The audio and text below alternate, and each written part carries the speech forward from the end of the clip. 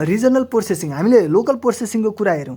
अब लोकल प्रोसेसिङमा पनि अलिकति एउटा कुरा चाहिँ के थियो भन्दा त्यहाँ केही न केही पिक्सलहरूको बारेमा इन्फर्मेसन नलेज चाहिँ हामीलाई थाहा हुनुपर्छ, नेबरहुड पिक्सलको बारेमा थाहा हुनुपर्थ्यो। यसरी अब अझै हामीलाई केही कुरा जानकारी भयो अरे त्यो अलिक धेरै नै क्यालकुलेसन गर्नुपर्छ क्या, इच पिक्सलको लागि त्यसरी कम्पेयर गर्दै गर्नु परेछ, त्यो अलिक ल्याङ्थ्यो। तर अब हामी रिजनल प्रोसेसिङ हेर्छौँ जसमा चाहिँ हामी के गर्छौँ त, म सिधै कुरा बुझाउनेवाला छु।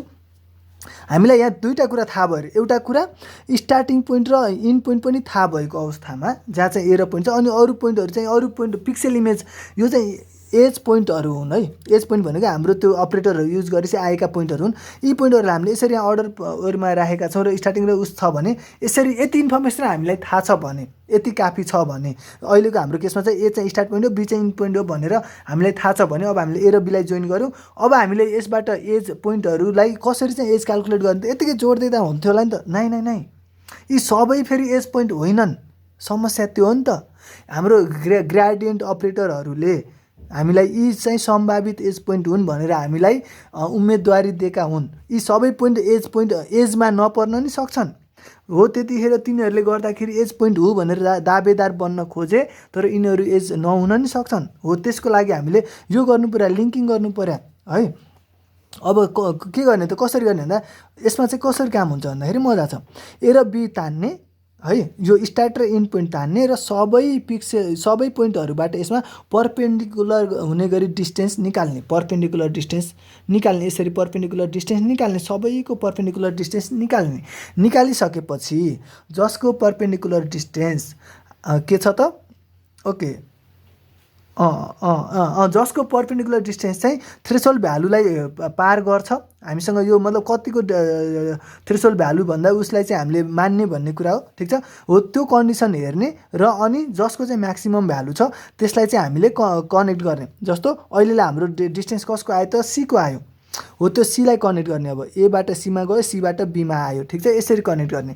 अब फेरि के गर्ने, अरू पोइन्टहरूलाई हामी यसरी नै भर्टिकल्ली यसरी पर्पेन्डिकुलर डिस्टेन्स क्यालकुलेट गर्ने, पर्पेन्डिकुलर डिस्टेन्स क्यालकुलेट गर्ने र जसको चाहिँ पर्पेन्डिकुलर डिस्टेन्स थ्रेसोल्ड भ्यालुलाई कटेको म्याक्सिमम छ त्यसलाई अब नेक्स्ट पोइन्ट कन्सिडर गर्ने, ठिक छ। र यो चाहिँ कसरी यस्तो भइरहेछ त भन्दाखेरि यसमा यसमा कसरी कुरा गरिन्छ भन्दा पोलिगनल पोइन्ट्स हुन् भनेर एजम्सन गरेर त्यसरी त्यो बेसिसमा काम गरिन्छ, ठिक छ। अब के गरियो त, यसरी हेर्दाखेरि अहिलेलाई कुन आयो त, अहिलेलाई सपोज हामीसँग डी आयो।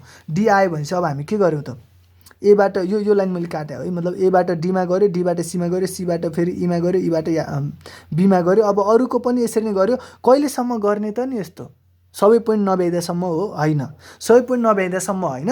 यसरी क्यालकुलेट गरेको पर्पेन्डिकुलर डिस्टेन्स चाहिँ अब अझ अरू बाँकी पोइन्ट्सले थ्रेसोल्ड टेस्ट पास नगर्दासम्म, थ्रेसोल्ड टेस्ट पास गर्न सकेनन् भनेपछि त्यो एज पोइन्ट होइनन्, एजमा पर्ने पोइन्ट होइनन् भन्ने कुराको लागि चाहिँ के भयो त, यसरी चाहिँ यो फाइनल चाहिँ यसरी हामीले एज डिटेक्ट गऱ्यौँ। यति धेरै पोइन्टबाट यो चाहिँ हाम्रो डिटेक्ट थियो। यसरी चाहिँ रिजनल प्रोसेसिङ हुन्छ।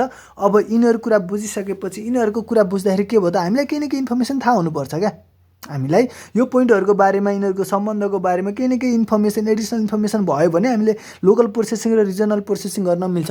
तर कहिलेकाहीँ यस्तो परिस्थिति आउँछ जहाँ हामीलाई केही पनि थाहा छैन, बस हामीसँग एज पोइन्ट म्याट्रिक्स छ, एज पोइन्ट इमेज छ, यो पोइन्ट यसरी प्लट गर्ने त कुरो परेको कुरा। हामीसँग बस हामीलाई ग्रेडियन्ट अपरेटरले दिएको इमेज पोइन्ट, एज पोइन्टहरू मात्र छ। अब यसको बेसिसमा हामीले एज लिङ्क गर्न पर्यो भने कसरी गर्ने त भन्दा हामीसँग आउँछ ग्लोबल एज लिङ्किङ मेथड आउँछ, जसलाई हामीले भन्छौँ हाफ ट्रान्सफर्मेसन। हो त्यसले कसरी यो समस्यालाई सुल्झाउँछ र केही पनि थाहा नभइकन पनि गर्न सक्षम बन्छ भन्ने कुरा चाहिँ अब हामी सिक्दैछौँ।